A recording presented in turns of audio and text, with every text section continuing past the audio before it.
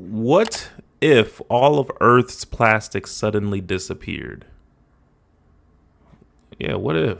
Would there be like benefits How many plastic to the containers would it atmosphere? take to build a skyscraper like this?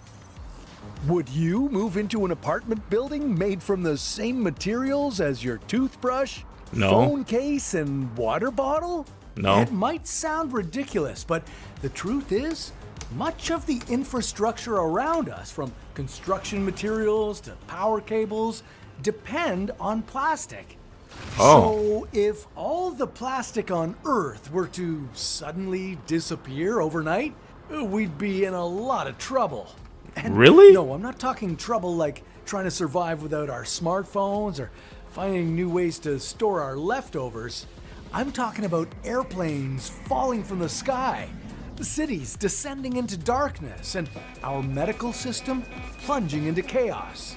But at the same time, our reliance on plastic doesn't seem to be too good for us either. Out of all the plastic we use on Earth, only 10% of it ends up being recycled. The rest ends up in landfills, incinerators, or worst of all, our oceans. It's estimated that anywhere between 1 to 8 million tons of plastic enter our oceans every year, harming marine life, damaging ecosystems, and introducing microplastics into our food chain. Right, I get that. But like I want to get to the part where why is plastic so important for us? Airplanes falling out of the sky? Like what's up with that? What up, Gia? So it begs the question, if plastic disappeared tomorrow, would it save the planet? Or would it destroy modern civilization as we know it? Clearly, we have a love-hate relationship with plastic right now. Today, we use plastic more than ever in packaging, electronics, construction, transportation, medical devices, you name it. But the problem isn't how much we use plastic, it's that we haven't figured out how to reuse it effectively. We've poured tons of money into making plastic stronger, lighter, and more versatile for all kinds of uses, but there's never been the same kind of investment into what happens to all that plastic once we're done with it. Now you might think, hey, I always recycle my plastic, isn't that enough? Yeah, this is an interesting video. They're talking about like how plastic could be beneficial for humans. I've never heard of that. I heard that it like does terrible things in our oceans and to the atmosphere, but this is interesting. Yeah, well, no, not exactly. Recycling plastic isn't as straightforward as it seems. Let's take a closer look at that recycling bin. In it, you might have a water bottle, a PVC pipe, and a styrofoam container. They're all plastic, but they're not created equal. Each type has its own chemical properties, and not all plastics are recyclable in the same way. Plastic items are categorized by resin identification codes. Those are the little numbers inside the recycling symbols. The lower the number, the easier it is to recycle. So a water bottle, a type 1 plastic, is relatively simple to process, but a styrofoam container, type 6 plastic, that's a whole different story. And just like there are different types of plastic, there are different types of recycling. Recycling falls into two categories, mechanical and chemical. Now, mechanical recycling involves sorting plastics by type, melting them down, and reshaping them into new products. Sounds simple, right? Yeah, well, except it's not. Sorting is labor-intensive and expensive, and contamination, like that blob of ketchup that you were too lazy to rinse out of the bottle, can ruin entire batches. So because of these limitations, only certain plastics, mainly types 1 and 2, can be recycled this way, while the rest end up in our landfills and oceans. The good news is that there's actually a solution to all these limitations. And it's not just a distant dream. It's a technology that's already taking shape, but we'll get to that later in the video. First, let's look at one of the more dramatic proposals that's been floated around in recent years. Why don't we just get rid of plastic altogether? Just make it disappear. Well, as we discussed at the beginning of this video, that might be one of those ideas where you should be careful what you wish for. Imagine waking up one morning and something feels off. Well, your alarm clock didn't go off. Its plastic casing and circuitry are gone. Confused, you reach for your phone, only to realize it's vanished too. You stumble to the bathroom, but your toothbrush, toothpaste tube, and shampoo bottle are missing too. And that's just the beginning. Your fridge isn't running, its plastic components, shelves, and liners are gone.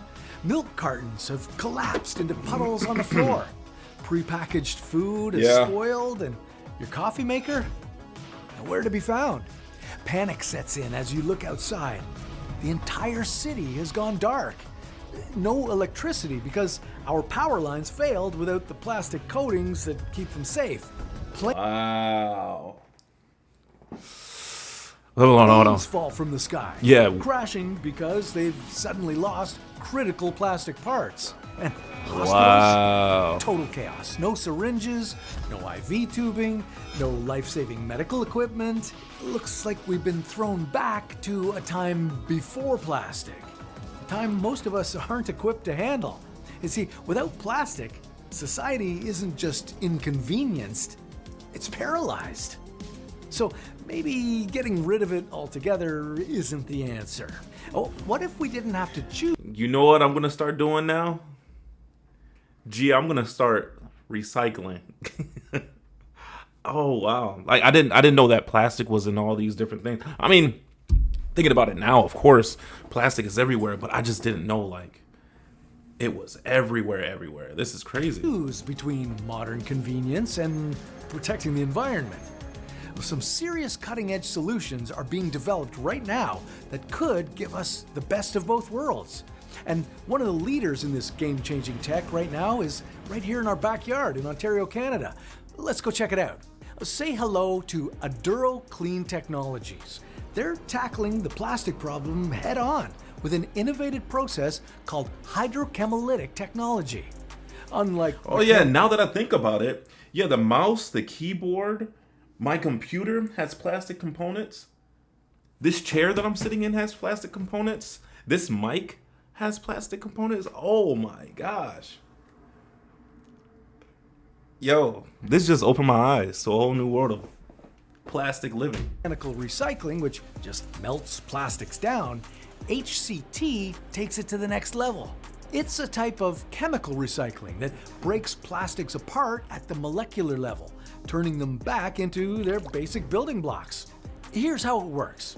First, they take solid plastic waste, shred it up, and mix it with water, a catalyst, and a hydrogen source. This mixture goes into a reactor where heat and special ingredients break the plastic down into smaller, more useful pieces. What comes out? High purity liquid oils that can be turned into brand new plastics or even fuel. Their process uses lower temperatures than most recycling systems, which means it uses less energy and creates a smaller carbon footprint. But it also tackles a deeper issue. Most plastic comes from fossil energy sources like oil and natural gas. These are non-renewable resources, and extracting them not only depletes what's left, but also releases huge amounts of greenhouse gases. By reusing the plastic we've already made, Aduro's technology helps keep these resources in the ground, reducing our reliance on fossil fuels and cutting greenhouse gas emissions at the same time. Aduro isn't just recycling plastic, they're rethinking how we use it. Their process is all about creating a circular economy where plastic isn't just thrown away, but recovered, reused, and given a second life. I know you're thinking, if this technology is so great, well, why isn't it a household name? Well, Aduro, after 12 years of extensive R&D and building their patent portfolio, is currently in full swing, scaling up their technology and building up their pilot plant this year. With 8 patents and closely guarded trade secrets, Aduro is moving from experimental setups to commercial scale operations. With the right support, this tech could totally change how we deal with plastic waste. Want to learn more about how Aduro is revolutionizing recycling? Well, click on the link in the description and see how you can be part of the solution. Okay, so what's the takeaway here? Well, just because something's causing problems doesn't mean getting rid of it overnight is the answer, because that could create even bigger problems. Yeah. Let's keep that in mind before trying any other wild ideas, like taking our trash and throwing it into a volcano. Wait, people are actually doing that? We already tried that and it was a total disaster? Really? Yeah.